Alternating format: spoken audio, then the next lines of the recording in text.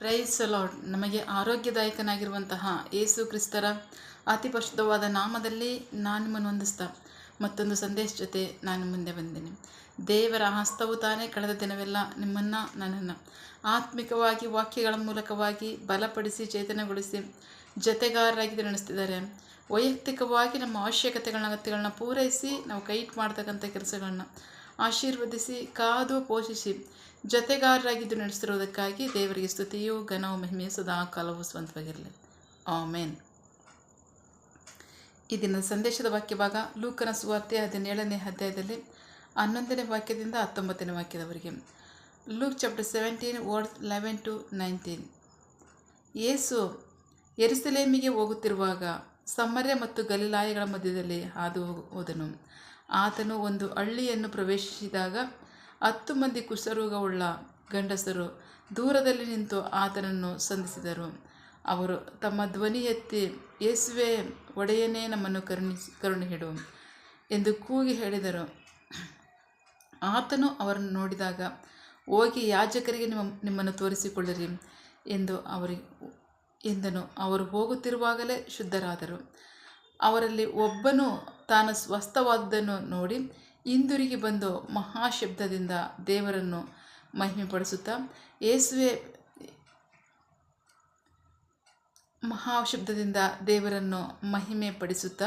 ಯೇಸುವಿನ ಪಾದಕ್ಕೆ ಅಡ್ಡಬಿದ್ದು ಆತನಿಗೆ ಕೃತಜ್ಞತಾಸ್ತುತಿಗಳನ್ನು ಸಲ್ಲಿಸಿದನು. ಅವನು ಸಮರ್ಯದವನಾಗಿದ್ದನು. ಯೇಸು ಅವನಿಗೆ, 10 ಮಂದಿ ಶುದ್ಧರಾಗಲಿಲ್ಲವೇ? ಆ 9 ಮಂದಿ ಎಲ್ಲಿ? ದೇವರನ್ನು ಮಹಿಮೆಪಡಿಸುವುದಕ್ಕೆ ಹಿಂದಿರುವುದರಲ್ಲೇ ಈ 10ನೇ ಹೊರತು ಯಾರೂ ಕಾಣಿಸಲಿಲ್ಲ ಎಂದು ಹೇಳಿದನು. ಅವನಿಗೆ, ಎದ್ದು ಹೋಗು, ನಿನ್ನ ನಂಬಿಕೆಯೇ ನಿನ್ನನ್ನು ಸ್ವಸ್ಥಪಡಿಸಿದೆ ಎಂದನು. ದೇವರಿಗೆ ಸ್ತೋತ್ರ. ನಾವು ವಾಕ್ಯವಾಗಿ ನೋಡ್ತಾ ಇದ್ದೀವಿ. ಪ್ರೀತಿಯ ಮಕ್ಕಳೇ, ಯೇಸು ಕ್ರಿಸ್ತರ ಸೇವೆ ಮಾಡುವಾಗ ಇಸ್ರಾಯೇಲ್ನ ಪಟ್ಟಣಗಳಲ್ಲಿ, ಹಳ್ಳಿಗಳಲ್ಲಿ, ಬೀದಿಗಳಲ್ಲಿ ಸಂಚರಿಸಿ ಸಾಧ್ಯವಾದಷ್ಟು ಮನೆಗಳಲ್ಲಿ ಹೋಗಿ ದೇವರ ವಾಕ್ಯವನ್ನು ಬೋಧಿಸಿದ್ದಾರೆ. ಜನರನ್ನು ಮಾನಸಾಂತರಕ್ಕೆ ನಡೆಸಿದ್ದಾರೆ. ಅದ್ಭುತ ಸೂಚಕ ಕಾರ್ಯಗಳನ್ನ ಮಾಡಿದ್ದಾರೆ. ಅಷ್ಟು ಮಾತ್ರ ಅಲ್ಲ, ಜನರನ್ನು ರಕ್ಷಣೆಗೆ ನಡೆಸಿ ನಿತ್ಯ ಜೀವಕ್ಕೆ ನಡೆಸಿದ್ದಾರೆ. ದೇವರಿಗೆ ಸ್ತೋತ್ರ. ಆ ಸನ್ನಿವೇಶದಲ್ಲಿ ನಡೆದಂತಹ ಎಲ್ಲ ಸಂಗತಿಗಳಲ್ಲಿ ದೇವರಿಗೆ ಸ್ತೋತ್ರ. ಯೇಸು ಕ್ರಿಸ್ತರು ಮಾಡಿದಂಥ ಸೇವೆ ಹೇಗಿತ್ತು ನಾವು ಅಂದ್ಕೋತಿದ್ದೀವಿ.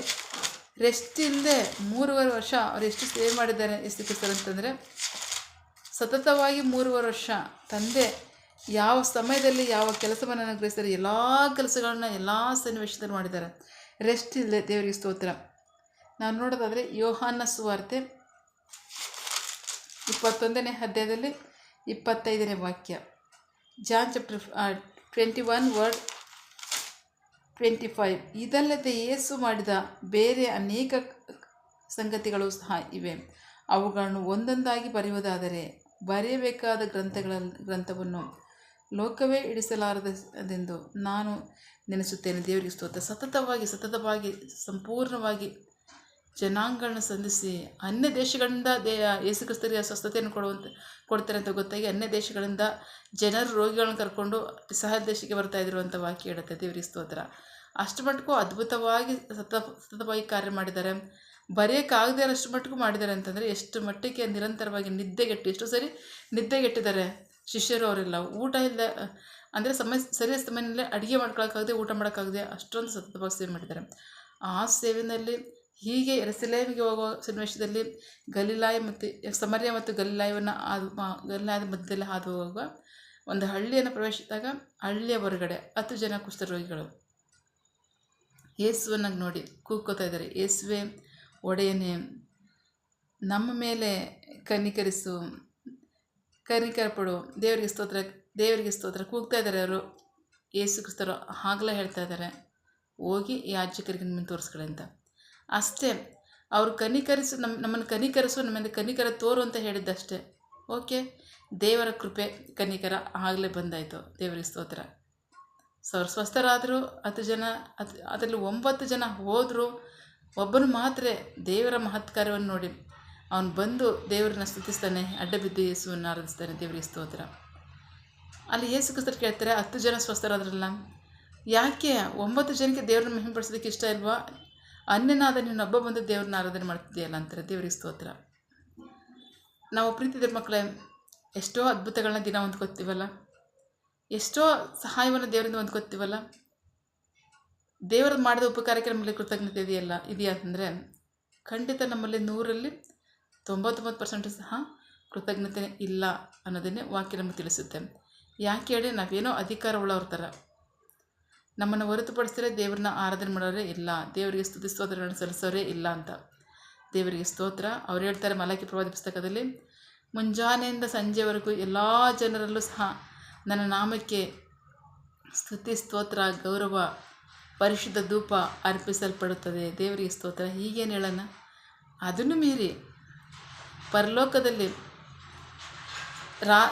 ಎಡೆಬಿಡದೆ ವಿಶ್ರಮಿಸಿಕೊಳ್ಳದೆ ದೇವರಾದ ಕರ್ತನು ಪರಿಶುದ್ಧನು ಪರಿಶುದ್ಧನು ಪರಿಶುದ್ಧನು, ಆತನು ಎಲ್ಲ ಸ್ತುತಿ ಘನ ಮಹಿಮೆಗೆ ಯೋಗ್ಯನು ಅಂತ ಆ ದೂತರು ಎಡೆಬಿಡದೆ ಸ್ತುತಿಸ್ತಾರೆ, ಎಡೆಬಿಡದೆ ಆರಾಧಿಸ್ತಾರೆ ಅಂತ ವಾಕ್ಯ ಹೇಳುತ್ತೆ. ಸೊ ಇಷ್ಟೆಲ್ಲ ಗೌರವವುಳ್ಳಂಥ ದೇವರು, ಇಷ್ಟೆಲ್ಲ ಸ್ತುತಿ ಸ್ತೋತ್ರಗಳನ್ನು ಹೊಂದ್ಕೊಳ್ತಕ್ಕಂಥ ದೇವರಿಗೆ ನಾವು ಕೃತಜ್ಞತೆ ಸಲ್ಲಿಸ್ಬೇಕಾರೆ ಅದು ನಾವೇ ಋಣವುಳ್ಳವರಾಗಿದ್ದೀವಿ ಹೊರತು ದೇವರಿಗೆ ನಾವೇನು ಉಪಕಾರ ಮಾಡಲ್ಲ. ಹಾಗಾಗಿ ಹೊಂದ್ಕೊಳ್ತಕ್ಕಂಥ ಉಪಕಾರಕ್ಕಾಗಿ ದೇವರಿಗೆ ಸ್ತುತಿ ಸ್ತೋತ್ರಗಳನ್ನು ಸಲ್ಲಿಸಬೇಕು. ದೇವರಿಗೆ ಸ್ತೋತ್ರ ಬಹಳ ಪ್ರಮುಖವಾಗಿ ಅನುದಿನವೂ ನಮ್ಮ ಜೀವಿತದಲ್ಲಿ ನಾವು ಎಷ್ಟೋ ಉಪಕಾರಗಳನ್ನು ಹೊಂದ್ಕೊತೀವಲ್ಲ, ಎಷ್ಟೋ ವಾಸಿ ಆಗಲ್ಲ, ಈ ರೋಗ ನನ್ನ ಬಿಟ್ಟೋಗಲ್ವೇನೋ ಅನ್ನೋಂಥ ಪರಿಸ್ಥಿತಿಯಲ್ಲಿ ದೇವರು ಆ ರೋಗವನ್ನು ಶಾಶ್ವತವಾಗಿ ನಮ್ಮಿಂದ ತೆಗೆದಾಕಿರ್ತಕ್ಕಂಥ ಎಷ್ಟೋ ಉದಾಹರಣೆಗಳಿಲ್ವಾ ಇದೆ. ಈ ಜ್ವರ ನಮ್ಮನ್ನು ಬಿಟ್ಟೋಗಲ್ಲ ಅನ್ನೋಂಥ ಸನ್ನಿವೇಶದಲ್ಲಿ ದೇವರು ಶಾಶ್ವತವಾಗಿ ಅದನ್ನು ನಮ್ಮನ್ನು ತೆಗೆದಾಕಿದ್ದಾರೆ. ಈ ತಲೆನೋವು ಹೊಟ್ಟೆ ನೋವು ನಮ್ಮನ್ನು ಬಿಟ್ಟೋಗಲ್ಲ ಅನ್ನೋಂಥ ಸನ್ನಿವೇಶದಲ್ಲಿ ದೇವರು ಅದನ್ನು ಶಾಶ್ವತವಾಗಿ ನಮ್ಮನ್ನು ತೆಗೆದಾಕಿದ್ದಾರೆ. ಇನ್ನು ಬಹಳ ಪ್ರಮುಖವಾಗಿ ಕುಷ್ಠರೋಗ ಅಂತಂದರೆ ಅದು ಎಲ್ಲ ಕಾಲಕ್ಕೂ, ಆ ಕಾಲಕ್ಕೂ ಈ ಕಾಲಕ್ಕೂ ಎಲ್ಲ ಕಾಲಕ್ಕೂ ಸಹ ಅದೊಂದು ಅಂಟು ರೋಗ. ಆ ರೋಗದಿಂದ ಯೇಸು ಶಾಶ್ವತವಾಗಿ ಬಿಡುಗಡೆಯನ್ನು ಕೊಟ್ಟಿದ್ದಾರೆ ಅಂದರೆ ಎಷ್ಟು ದೊಡ್ಡ ಉಪಕಾರ. ದೇವರಿಗೆ ಸ್ತೋತ್ರ. ಉಪಕಾರನ ಅಷ್ಟು ಬೇಗ ಮಾತುಬಿಡೋದ? ಖಂಡಿತ ಅದು ಕೃತಜ್ಞತೆ ಉಳ್ಳ ಹೃದಯ ಅಲ್ವೇ ಅಲ್ಲ. ಅನುದಿನವೂ ದೇವರು ನಮ್ಮ ಭಾರವನ್ನು ಹೊರ್ತಾ ಇದ್ದಾರೆ, ಎಷ್ಟೋ ಉಪಕಾರಗಳು ಮಾಡ್ತಾ ಇದ್ದಾರೆ, ಎಷ್ಟೋ ಉಪದ್ರವಗಳಿಂದ, ಸಮಸ್ಯೆಗಳಿಂದ, ಇಕ್ಕಟ್ಟುಗಳಿಂದ, ಹೋರಾಟಗಳಿಂದ ನಮ್ಮನ್ನು ಬಿಡಿಸ್ತಾ ಇದ್ದಾರೆ, ಶತ್ರುಬಾಧೆಯಿಂದ ನಮ್ಮನ್ನು ಬಿಡಿಸ್ತಾ ಇದ್ದಾರೆ. ಇಷ್ಟೆಲ್ಲವನ್ನು ಮಾಡಿ ನಮ್ಮನ್ನು ಸುರಕ್ಷಿತವಾಗಿಟ್ಟು ನಡೆಸ್ತಾ ಇದ್ದಾರೆ, ನಮ್ಮ ಅಗತ್ಯ ಅವಶ್ಯಕತೆಗಳನ್ನು ತಕ್ಕ ಕಾಲದಲ್ಲಿ ನಡೆಸ್ತಾ ಇದ್ದಾರೆ. ಸೊ ಹಾಗಾಗಿ ದೇವರಿಗೆ ಕೃತಜ್ಞತೆ ಸ್ತೋತ್ರಗಳನ್ನು ಸಲ್ಲಿಸಿ ಆಮೇಲೆ ಪ್ರಾರ್ಥಿಸಿಕೊಳ್ಳೋಣ. ಆ ಕುಷ್ಠರೋಗಿಗಳಲ್ಲಿರ್ತಕ್ಕಂತಹ ಒಬ್ಬ ಕುಷ್ಠರೋಗಿಲಿರ್ತಕ್ಕಂಥ ಕೃತಜ್ಞತೆ ನಮ್ಮಲ್ಲಿ ಇರಲಿ. ದೇವರನ್ನ ಮಹಿಂಪಡಿಸಿರಿ, ಸ್ತುತಿ ಸ್ತೋತ್ರಗಳನ್ನು ಸಲ್ಲಿಸಿರಿ. ಅನುದಿನವೂ ಎಡೆಬಿಡದೆ ಆತನ ಸ್ತುತಿ ಸ್ತೋತ್ರಗಳನ್ನು ಹೊಂದ್ಕೊಳ್ಳೋದಕ್ಕೆ ಯೋಗ್ಯನಾಗಿದ್ದಾನೆ. ಸಮಯ ಬೇಕಾಗಿಲ್ಲ, ಕಾಲ ಬೇಕಾಗಿಲ್ಲ, ಅಷ್ಟು ಮಾತ್ರ ಎಲ್ಲ ಸ್ಥಳ ಬೇಕಾಗಿಲ್ಲ. ನೀವು ಹೃದಯದಲ್ಲಿ ದೇವರನ್ನ ಯಾವಾಗಲೂ ಆರಾಧಿಸಬೇಕು, ಸ್ತುತಿಸಬೇಕು. ಆಗ ದೇವರು ಅದನ್ನು ನೋಡಿ ಅವರು ನಮ್ಮನ್ನು ಕನಿಕರಿಸುವವರಾಗಿದ್ದಾರೆ. ಅಷ್ಟು ಮಾತ್ರ ಅಲ್ಲ, ಮುಂದಿನ ಹಂತಕ್ಕೆ ನಮ್ಮನ್ನು ನಡೆಸುವವರಾಗಿದ್ದಾರೆ. ದೇವರಿಗೆ ಸ್ತೋತ್ರ. ನಮ್ಮನ್ನು ಆಶೀರ್ವದಿಸುವವರಾಗಿದ್ದಾರೆ. ಆಮೇನ್. ಪ್ರಾರ್ಥಿಸಿಕೊಳ್ಳೋಣ. ಸಕಲ ಸೃಷ್ಟಿಕರ್ತನೇ, ಸರ್ವಾಧಿಕಾರಿಯ ಸಾರ್ವಭೌಮನೇ, ಉನ್ನತನೇ, ಮಹೋನ್ನತನೇ, ಮಹಾಪರಿಶುದ್ಧನೇ, ಪ್ರೀತಿ ಸ್ವರೂಪನೇ, ನೀತಿವಂತನೇ, ಅಧಿಪತಿಯೇ, ಸೇನಾಧೀಶ್ವರನೇ, ಇರುವಾತನೇ, ಸರ್ವವ್ಯಾಪಿಯೇ ಸಪ ಈ ದಿನ ವಾಕ್ಯಗಳ ಮೂಲಕವಾಗಿ ನಮ್ಮ ಸಂಗಡ ಮಾತಾಡುವಂತಹ ನಿಮ್ಮ ಪ್ರೀತಿಗಾಗಿ ನಂಬಿಗಸ್ತಿಗೆ ನಿಮಗೆ ಸ್ತೋತ್ರ. 10 ಮಂದಿ ಕುಷ್ಠರೋಗಿಗಳಲ್ಲಿ 9 ಜನ ದೇವರಿಂದ ಬಂದಂಥ ಉಪಕಾರವನ್ನು ನಿರ್ಲಕ್ಷ್ಯ ಮಾಡಿ ನಿಮಗೆ ಕೃತಜ್ಞತೆಯನ್ನು ಸಲ್ಲಿಸದೆ ಅವರು ನಿರ್ಲಕ್ಷ್ಯ ವಹಿಸಿ ಬೇಜವಾಬ್ದಾರಿಯಿಂದ ಹೋದರು. ಅದೇನೋ ಅದು ಶಾಶ್ವತವಾದಂಥ ಆರೋಗ್ಯನೂ ಅಲ್ಲ, ಅದು ಉಪಕಾರನೂ ಅಲ್ಲ, ಅದು ಆಶೀರ್ವಾದವೂ ಅಲ್ಲ. ಆದರೆ ಜನ ಎಷ್ಟು ಬೇಗ ಉಪಕಾರವನ್ನು ಮರೆತಿದ್ದಾರೆ. ಆದರೆ ಒಬ್ಬನಾದರೂ ಸಹ ಕೃತಜ್ಞತೆ ಉಳ್ಳವನಾಗಿ ಬಂದು ನಿಮ್ಮನ್ನು ಆರಾಧಿಸ್ತಾ. ದೇವರೇ ಸ್ತೋತ್ರ. ಇಂದಿನ ಜನರು ಅನುದಿನವೂ ಎಷ್ಟೋ ಸಹಾಯವನ್ನು, ಉಪಕಾರವನ್ನು, ಸಂರಕ್ಷಣೆಯನ್ನು, ಆದರಣೆಯನ್ನು, ಆಶೀರ್ವಾದಗಳನ್ನ ನಿಮ್ಮಿಂದ ಹೊಂದ್ಕೊತಾನೆ ಇದ್ದಾರೆ. ಆಮೇಲೆ ಅದನ್ನು ನೆನೆಸಿ ಇಸಪ್ಪ ಅವ್ರು ನಿಮಗೆ ಸ್ತುತಿ ಸ್ತೋತ್ರಗಳನ್ನ, ಕೃತಜ್ಞತಾ ಸ್ತೋತ್ರಗಳನ್ನ ಸಲ್ಲಿಸೋದಾದರೆ ನಿಶ್ಚಯವಾಗಿ ನೀವು ಅವನ್ನ ಕನಿಕರಿಸಿ ಇನ್ನು ಮುಂದಕ್ಕೆ ಇನ್ನೂ ಅಧಿಕವಾಗಿ ಅದ್ಭುತವಾಗಿ ನಿಮ್ಮ ಆಶೀರ್ವಾದವನ್ನು, ನಿಮ್ಮ ರಕ್ಷಣೆಯನ್ನು, ನಿಮ್ಮ ಆದರಣೆಯನ್ನು, ನಿಮ್ಮ ಸಹಾಯವನ್ನು, ನಿಮ್ಮ ಸಂರಕ್ಷಣೆಯನ್ನು ಕೊಟ್ಟು ನಿನ್ನ ಜನರನ್ನು ಆಶೀರ್ವದಿಸಿ ನಡೆಸ್ತೀರ. ಅಷ್ಟು ಮಾತ್ರ ಅಲ್ಲ, ಅವರ ಎಲ್ಲ ಸಕಲ ವಿಧವಾದಂತಹ ರೋಗಗಳನ್ನು, ವ್ಯಾಧಿಗಳನ್ನು, ಬೇನೆಗಳನ್ನು ನಿಮ್ಮ ಮಹಾಪರಿಶುದ್ಧವಾದ ರಕ್ತವೇ ಅದನ್ನು ತೊಳೆದು ಶುದ್ಧೀಕರಿಸಿ ಸ್ವಸ್ಥತೆಯನ್ನು, ಸೌಖ್ಯವನ್ನು, ಆರೋಗ್ಯವನ್ನು, ಆಶೀರ್ವಾದವನ್ನು ಕೊಡುವಂಥದ್ದಾಗಿರುತ್ತೆ. ಅದಕ್ಕಾಗಿ ಸ್ತೋತ್ರ. ನಿನ್ನ ಜನರು ಹೊಂದ್ಕೊಂಡಿರ್ತಕ್ಕಂತಹ ಎಲ್ಲ ಉಪಕಾರಕ್ಕಾಗಿ ನಂಬಿಗಸ್ತರಾಗಿ ನಿಮಗೆ ಸ್ತುತಿ ಸ್ತೋತ್ರಗಳನ್ನು ಸಲ್ಲಿಸಲಿ. ಮುಂದಿನ ಹಂತಕ್ಕೆ ನೀವು ಅವ್ರನ್ನ ನಡೆಸಿ. ನಿಮಗೆ ಮಹಿಮೆಯಾಗಲಿ, ನಿಮ್ಮ ಜನರಿಗೆ ಆಶೀರ್ವಾದವಾಗಲಿ. ಆಮೇನ್. ನಿನ್ನ ಜನರು ಕೈ ಮಾಡ್ತಕ್ಕಂಥ ಕೆಲಸವನ್ನು ಆಶೀರ್ವದಿಸು. ಅವರ ಅವಶ್ಯಕತೆಗಳನ್ನ, ಅಗತ್ಯಗಳನ್ನ ಪೂರೈಸಿ, ಕೊರತೆಗಳನ್ನ ನೀಗಿಸು. ಆಮೇನ್. ಯಾವ ಕಾರ್ಯದಲ್ಲಿ ಅವರು ನಿರೀಕ್ಷೆ ಉಳ್ಳವರಾಗಿದ್ದಾರೆ, ಮಕ್ಕಳ ವಿದ್ಯಾಭ್ಯಾಸ, ಆರೋಗ್ಯ, ಅವರ ಜೀವನ ಅವಶ್ಯಕತೆಗಳ ಅಗತ್ಯಗಳು, ಯವನಸ್ಥರ ವಿದ್ಯಾಭ್ಯಾಸ, ಆರೋಗ್ಯ, ಅವರ ಜೀವನ ಅವಶ್ಯಕತೆಗಳ ಅಗತ್ಯಗಳು, ಕೆಲಸ, ಬಿಸ್ನೆಸ್, ಸೇವೆ, ವಿವಾಹ ಕಾರ್ಯ, ವಯಸ್ಸಾದವರ ಜೀವನ ಅವಶ್ಯಕತೆಗಳ ಅಗತ್ಯಗಳು, ಆರೋಗ್ಯ, ಸೇವೆ, ಯಾವ ಕಾರ್ಯದಲ್ಲಿ ಅವರು ನಿರೀಕ್ಷೆಯುಳ್ಳವರಾಗಿದ್ದಾರೆ ಆ ಕಾರ್ಯದಲ್ಲೇ ತಕ್ಕ ಸಮಯದಲ್ಲಿ ನಿಮ್ಮ ಚಿತ್ತಾನುಸಾರವಾಗಿ ಅವ್ರದನ್ನು ಹೊಂದಿಕೊಳ್ಳಿ. ಆಮೇನ್. ನೀವು ಹಾಗೆ ಮಾಡೋ ಪ್ರೀತಿಗಾಗಿ ನಂಬಿಗಸ್ತಿಗೆ ನಿಮಗೆ ಸ್ತೋತ್ರ. ನಮ್ಮ ಪ್ರಾರ್ಥನೆ ನೀವು ಕೇಳಿದ್ದೀರಾ, ಅದರಂತೆ ನಡೆಸ್ತಿರೋದಕ್ಕಾಗಿ ಸ್ತೋತ್ರ. ನಮ್ಮ ಪ್ರಾರ್ಥನೆಯನ್ನು ನಮ್ಮ ರಕ್ಷಕನಾದ ಯೇಸು ಕ್ರಿಸ್ತರ ಅತಿ ಪರಿಶುದ್ಧವಾದ ನಾಮದಲ್ಲಿ ಪ್ರಾರ್ಥಿಸಿ ನಿಮ್ಮ ಪಾದಗಳು ಸಲ್ಲಿಸಿ ನಾವು ಬೇಡ ಹೊಂದಿದ್ದೇವೆ, ನಮ್ಮ ಜೀವಗಳ ತಂದೆ.